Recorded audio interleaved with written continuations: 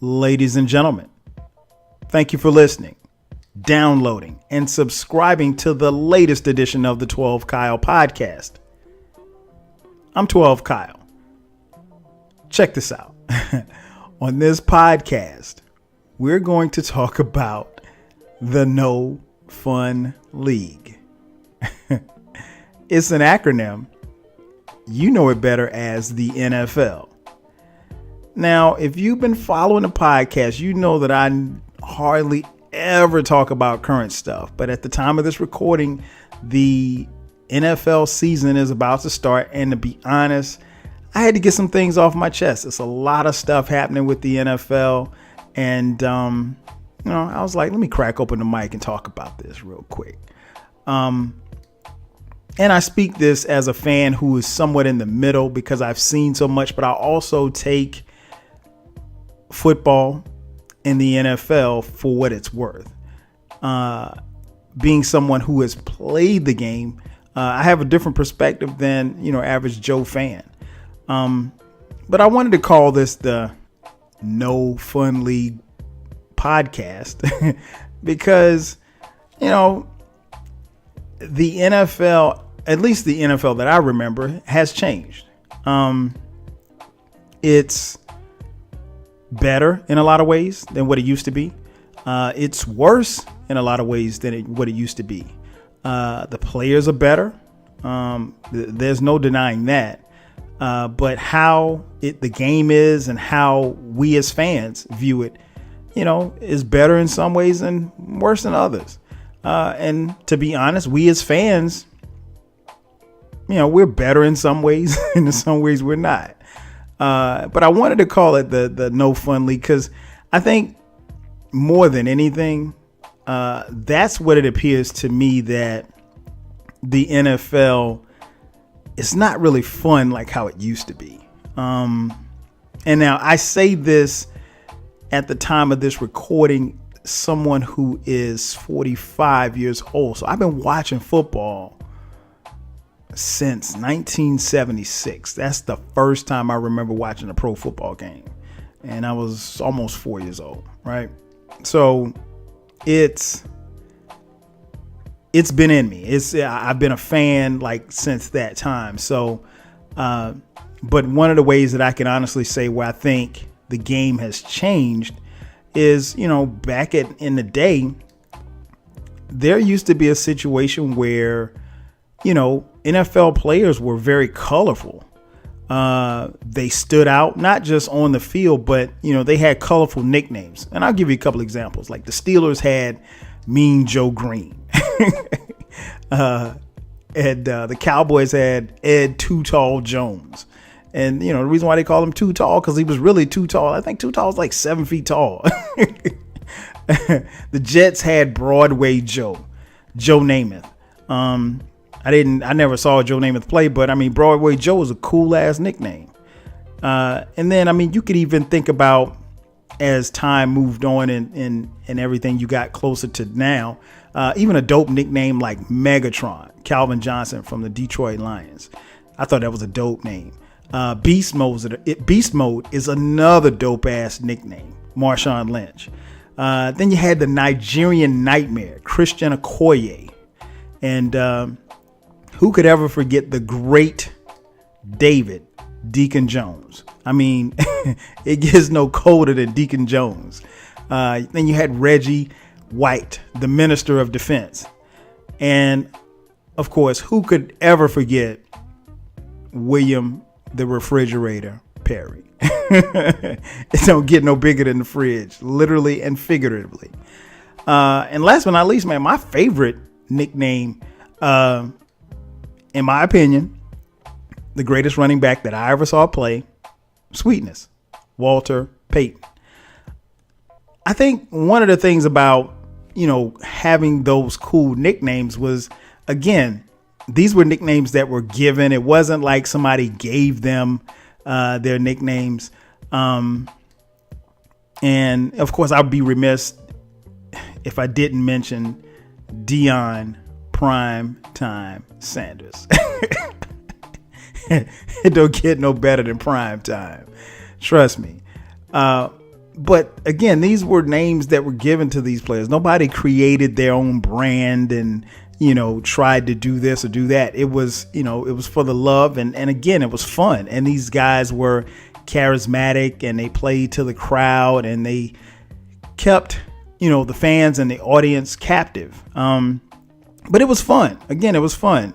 Like I said, players were allowed to be colorful on the field. And, then I think about a team like the Raiders from back in the day, back when they were the Oakland Raiders, because, they were in Oakland, then they went to L.A., and they came back to Oakland, and at some point they'll be headed to Vegas, which is another story for another day. But even those 70s and 80s Raiders teams had, really wild characters who would do crazy stuff. But again, it was just about having fun.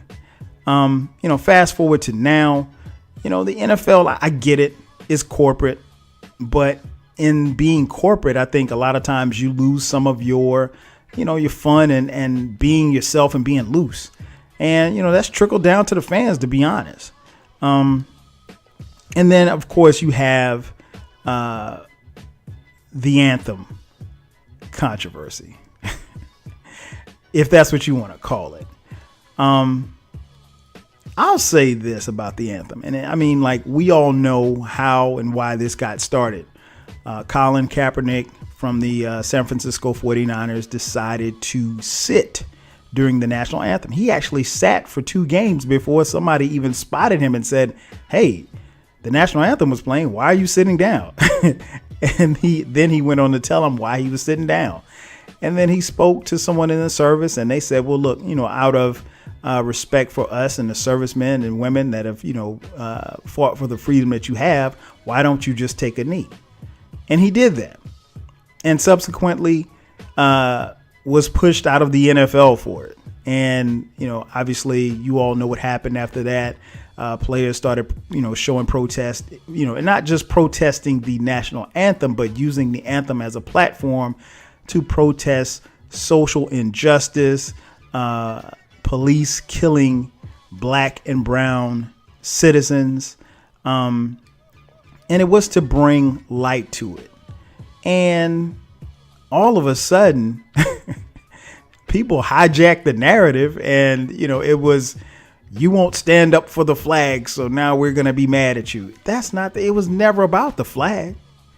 And that's the thing that people never really understood. It was never about the flag. Colin Kaepernick, it wasn't about the flag. It wasn't about the anthem. It was about what he was bringing attention to. But all people wanted to see was this guy taking a knee during the national anthem. For those of you listening, here's what I want you to do. Do your own survey. The next time that you're at a sporting event, look around. When the national anthem is being played, technically, you're supposed to stop moving and stand at attention. Look around.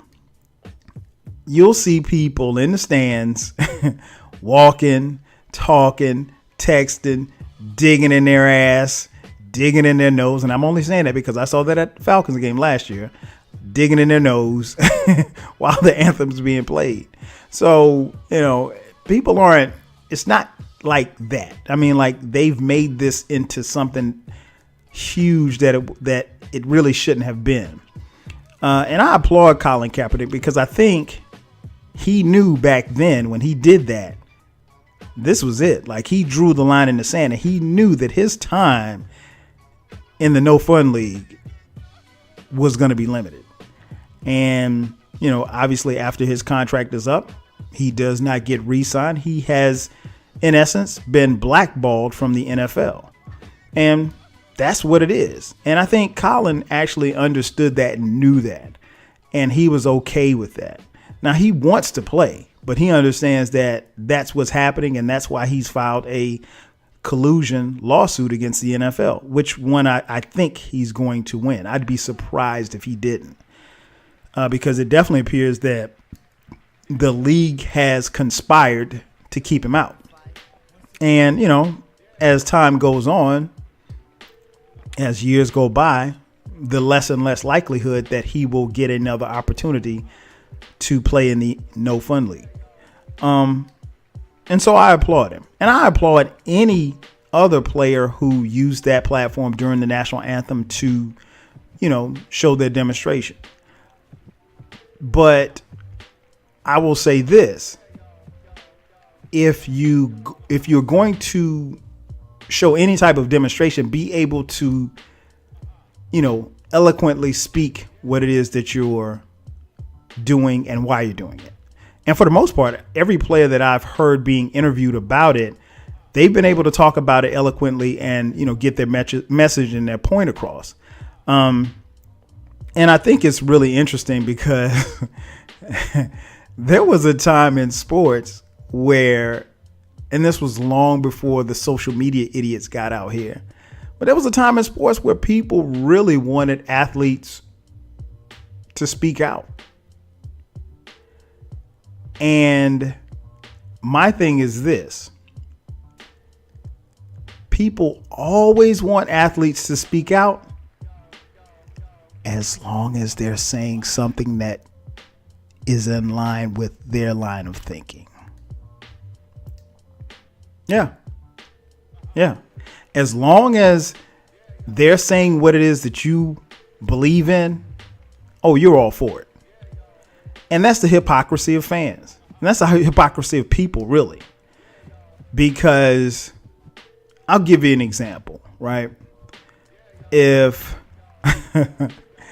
let's say, I don't know, I'll use Randy Moss as an example, right?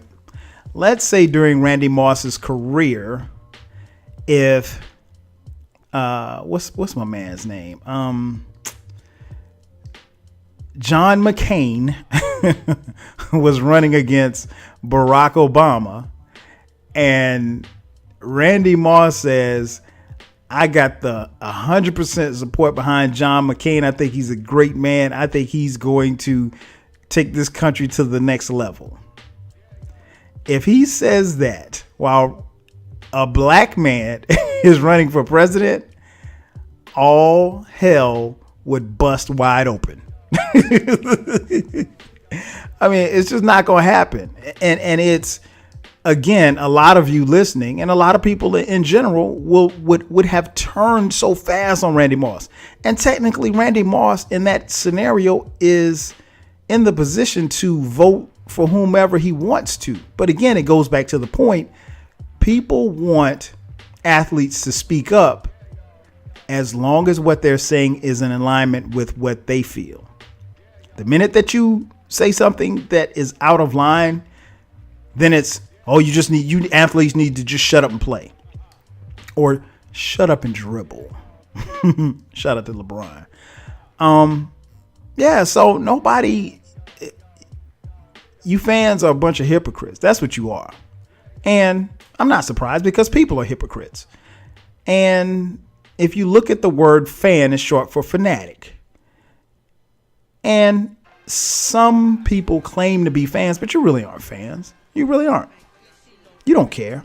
You really don't. You pretend as if you do, but you don't. And I think that goes for most people. They care to a certain degree, and I'll touch a little bit on that in a second. They care to a certain degree, but they really don't. But again, what Colin Kaepernick has done has been unprecedented. And people will tell you 10, 15, 20, 30 years from now that they were on this side of the fence as far as Kaepernick, and they'd be lying. Nobody wants to be on the wrong side of history. But understand that when you speak out, there's consequences and repercussions. And it's unfortunate because I think Colin Kaepernick is more than deserving of a spot on an NFL roster. And he's clearly being blackballed out of the NFL. Does it stop the NFL? No, it doesn't. I mean, here recently we had Cowboys quarterback Dak Prescott, who is black. I think he's biracial, but he's black.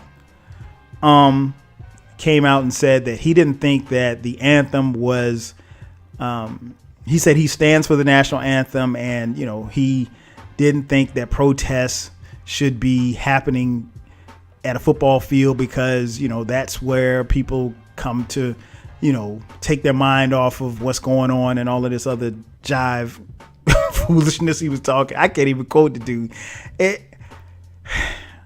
Dak, Dakota.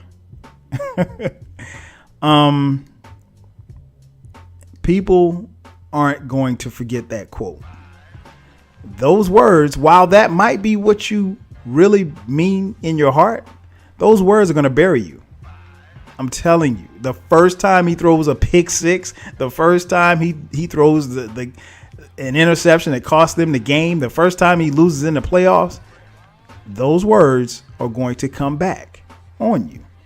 And I understand to some degree how and why he said what he said. He's a young dude and doesn't really have the money like, some of these other veterans have. I mean, he's still on his rookie deal. So by NFL terms, he don't have no money yet.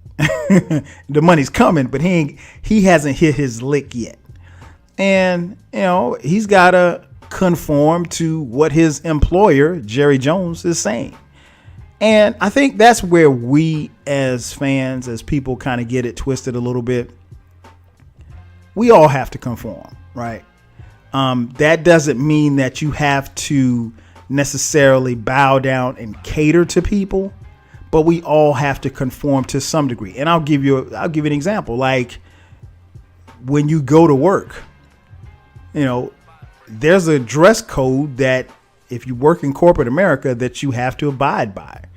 I mean, as much as I would love to come to work in cargo shorts and some Jordans and a fresh t-shirt, the reality is I'm probably not going to show up like that. And if I did, they'd send me home. Or better yet, they might fire me. Or the ladies could just show up, with the shortest of skirts, Daisy Dukes, ass cheeks hanging out, with some house slippers on. It's probably not going to fly. Not going to fly around a water cooler. I'm pretty sure they'll send you home. So I get it. We all have to conform to some degree by what our employers are saying. And the NFL, even though I don't like it, I hate it, came out with this rule saying, okay, players have to stand.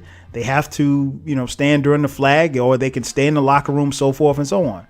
And I get it. I don't like it, but I get it because that's the same rule that they have in baseball. That's the same rule that they have in basketball. So that's why you don't see anybody taking a knee in baseball or basketball.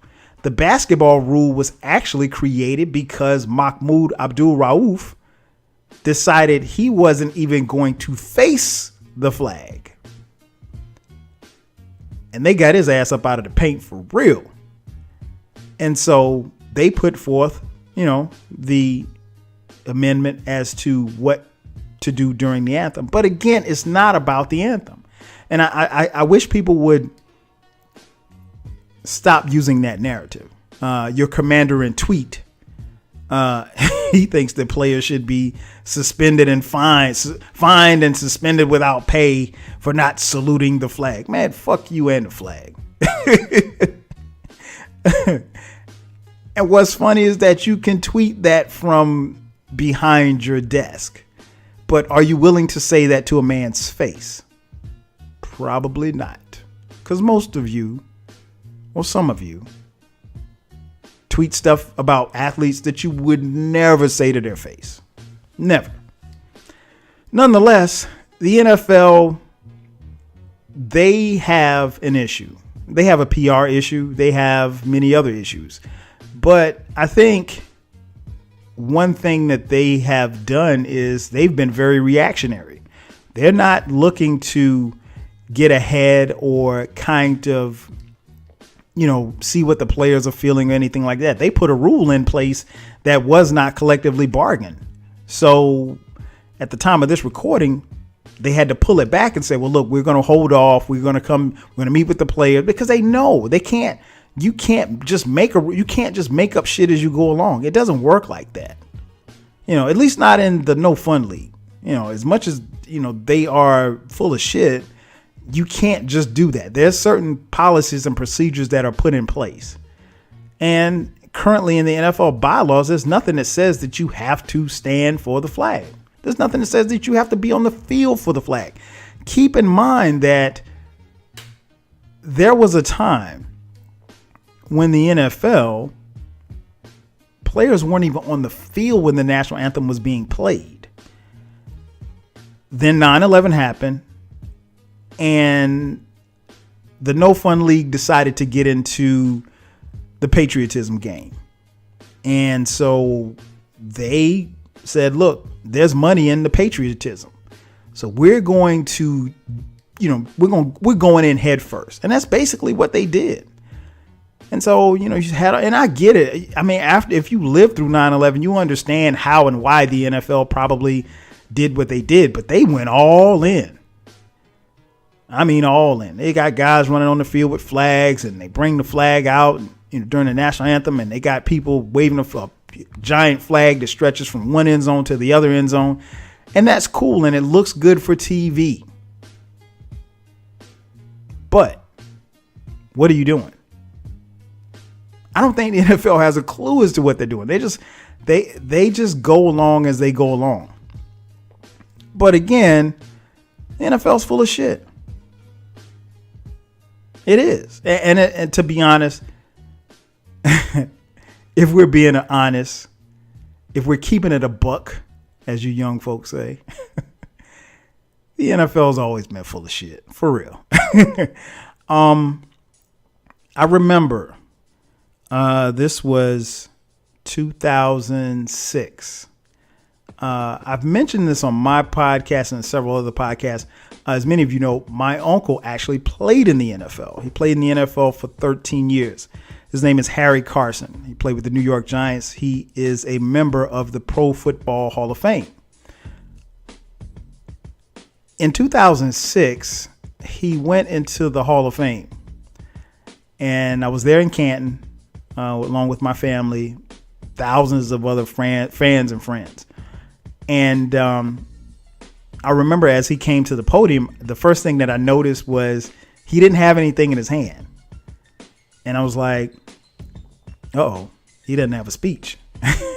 He's about to go off the dome. And so that was one of the first things that he said, was that he didn't write a speech. He was just going to speak from the heart. And I was like, oh, okay, you got it on.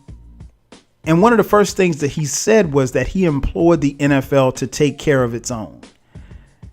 And what he meant by that was that there were players that came before him that were in really, really bad shape, both physically and mentally, and some financially. And the NFL, today's NFL, the NFL at that particular time had rode the wave and the backs of those players to get where they were as far as popularity, as far as financials, the whole nine. And those players were messed up, a lot of them. And I saw a lot of them, guys that I watched play, and guys who maybe I didn't see, maybe they were another generation from me. I saw some of those Hall of Famers. Like I remember seeing the great Earl Campbell.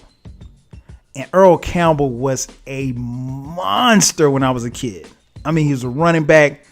He would run through your face and virtually decapitate anybody that was in his way. And if you see Earl Campbell now, or if you see him the day that I saw him in 2006 at the Hall of Fame, he looked like an old man.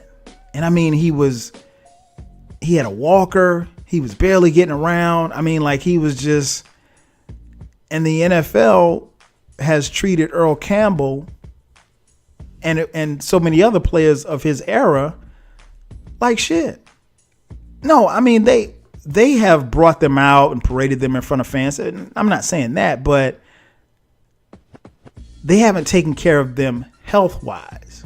Those players had to fight to get their pensions, and the NFL for the longest time had doctors or had a doctor system in place to where if you had a shoulder issue or you had a knee issue, or even if you were having issues with your brain remembering things, the NFL had a team of doctors that would say, well, hey, you got this issue, but we can't determine if this was caused by football. Huh? Bro, I just been smashing my head for the last 15 years playing in the NFL, and you're meaning to tell me that these cognitive issues that I'm having, I had them before I played football? No. It doesn't work like that. So yeah, what my uncle was saying was the NFL has to take better care of its players. He's in great shape.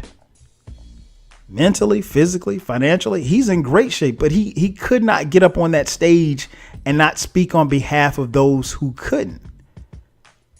And there are some players, I remember seeing one player, and I distinctly remember seeing this guy at the Hall of Fame, and his wife, she made sure that she was so close to him. She wouldn't let him kind of wander off. And it didn't take long for me to realize, like, cognitively, something's not right with this guy. And it turned out that he had like he was in the early stages of Alzheimer's. And that's sad to have Alzheimer's in like your mid 50s. You know, and these are players that helped build the game. So again, the NFL's been full of shit for years. So they're just now coming around to taking care of those players. And the crazy part about it is the players that we watch every Sunday, you know, that will be them 10, 15, 20 years from now. But yeah, the NFL's full of shit. And they always have been. But for me, I see the NFL for what it is. So I know like a lot of people last season, because Kaepernick was banished, if you will, from the NFL, a lot of people said, well, look, I'm not watching. And I get it. I totally get it. And I said it then on the Tackless podcast. Shout out to Ty and Mia. I said it then. I don't begrudge anyone who boycotted the NFL.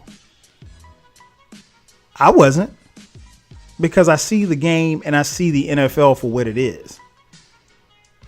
But I don't begrudge anybody that does. What I do is I look at people funny who boycott and then try to shame those who want to watch the NFL. I watch the NFL because I don't care. I mean, I care, but I don't care. And I've come to grips with that. I care, but I don't care. And what I mean by that is that I care about the players, but I don't care. And none of us care. And for those of you listening, most of you probably think you care, but you don't. We don't care. We really don't. And what I mean by that is that we say we care about the players, but it's never been about the players for us. It's about the team. It's about the team. When's the last time you checked on your favorite player? I mean, your favorite player growing up. When's the last time you checked to see if he was okay? You haven't. We don't care. And let me let you guys in on a little secret. I'd probably say 90% of the NFL players, they don't walk away from the game and retire. You know how they retire? The phone stops ringing. That's it. In a nutshell, the phone stops ringing. Think about one of your favorite players last year who was on your team, or think about a guy who was on your team last year that is not on your team this year, that is not on someone else's team. You know what he's doing? He's at home. He's working out. He's waiting on the phone to ring. That's it. Most players, everybody can't get the Brett Favre or John Elway treatment where they hold this big press conference and say, you know what, I'm going to shut it down and this is it. I'm retiring and I'm walking away from the game. No, the game retires you. The game retires you. So we don't care. We as fans don't really care. We think we care, but we don't. I mean, God bless the people that have followed and stuck behind Colin Kaepernick. And Colin, to his credit, has raised over $1 million of his own money, giving it away to causes to support what he's doing. He gets nothing but my respect. And even some of the people that have followed and backed him 10 years from now, y'all ain't gonna be 5 years from now, y'all ain't gonna be checking for Colin Kaepernick to see how he's doing cognitively, see how he's doing financially. Because we don't care. We don't. I mean, we do, but we don't. Not like that. But again, I don't begrudge anyone who protests or shows any type of demonstration, if you will. I don't begrudge any fan who says, you know what, I'm not going to watch. But you not watching, I hate to be the bearer of bad news, it's not working. If I'll put it like this, if your idea of not watching was to hurt the NFL. Now, some have stopped watching for their own personal reasons. I get it. Hey, no problem. But for those who stopped watching thinking that you were going to hurt the NFL, yeah, ratings were down somewhat last year, but profits were up. But ratings were down across the board for every sport. And even the small dent that they had in ratings, the you know what the number one watched TV show from last year? The Super Bowl. And I think like the top 10 viewed things that happened last year, I think like 4 or 5 of them were NFL games. There's nothing that's going to stop the NFL. The NFL, let me let you in on a little secret. The NFL has already made its money from advertisers for this year. So even if all of us stop watching, they're still going to win, and they're still going to make money. This TV deal, I think, isn't even up until 2022. So the money's in the bank. They ain't worried, man. They don't care. If the No Fun League gave its players a hard time about collecting on their medical benefits, what the hell you think they think about y'all fans? They don't care. They don't care about us. But again, we think we care, but we don't care. Not as much as we think we do. But again, I see it from a different perspective because I played the game. I played football from the age of 8 all the way through college. And no, I didn't play in the NFL. Thank God. But I know what it's like to play the game. And here's what I'll say. One,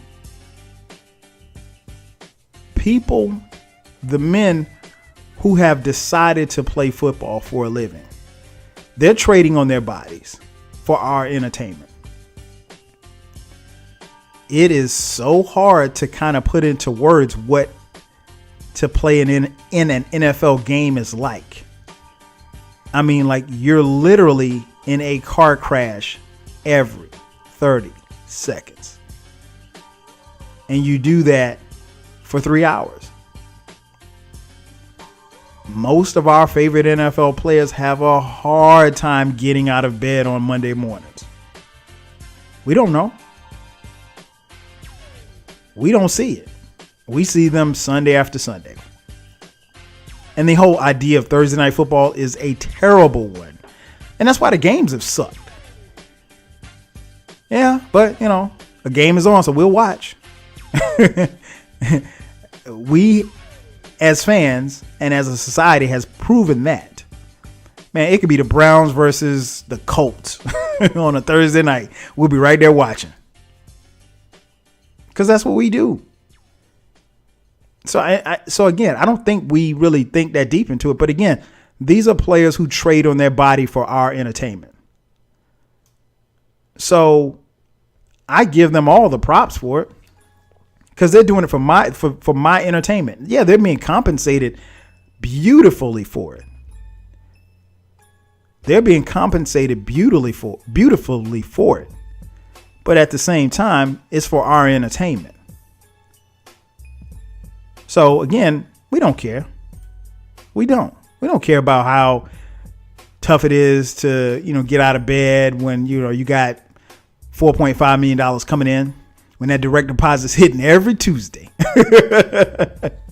That direct deposit is coming in every Tuesday. Yeah. And we got to go to our 9 to 5. No, we don't want to hear about you, how hard it is for you. And that kind of speaks to another thing. When you see players holding out, oh my God, fans can't stand to see players holding out. Holding out for what? They're trying to hold out so they can get more money. I don't begrudge anybody. Get your coin, please, sir. Because at the end of the day, no, it's not going to compensate for you having bad knees or having to get a hip replacement at 45 or, God forbid you having CTE later on in life. But no, get your money. And, fans want guys to play injured and hurt. And I mean, everybody's hurt. Especially the further along you go in the season, everybody's hurt. Yeah, you got guys who show up on the injury report. Trust me, everybody's not on. They would put everybody on the report if they could. The only person that's probably not hurt on your team is the kicker. And he might have some leg soreness. But everybody's hurt, man. But everybody plays. And they find a way to fight through it. And why do they do it? They do it because they're getting compensated, but they also do it for our entertainment. And they love the game. Some of them really love the game. Most love the check. I ain't mad. I mean, we all work for the check, right? And we all do certain things for the check that we probably wouldn't do any other thing. I don't know. But again, it's the no fun league.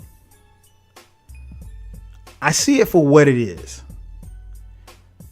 It's not what it used to be. It's not as much fun. Personally, I enjoy college football much better. But hey, you talk about free labor. Boy, that's the pimp game in and of itself. And that's a whole nother podcast for a whole nother day. But that's the pimp game right there, bro. They tried out the idea of a free education while making millions of dollars off of free labor. But I digress. We'll talk about that another day. And this podcast may have pissed some of you off. But I mean, if you're listening by now, I really don't care. I'm speaking facts here. But again, it's the no fun league. But you know what? Come the first Sunday, guess who's going to be in front of their TV? Me and you, your mama and your cousin too. That's what it is, man. We're fans. But at the end of the day, these are men who have made the conscious decision to, in spite of their employer, risk their bodies for our entertainment. Don't ever forget that. They're doing it, yeah, because they're being compensated for it, but it's for our entertainment. And don't ever forget that, yeah, we care, but we really don't care. Because if you're a fan, one thing has always been consistent with fans. It's about the name on the front of the jersey, not the back. That's going to do it for me. Thanks again for checking out the latest edition of the 12 Kyle podcast. I'll catch you guys next time. 5 Gs.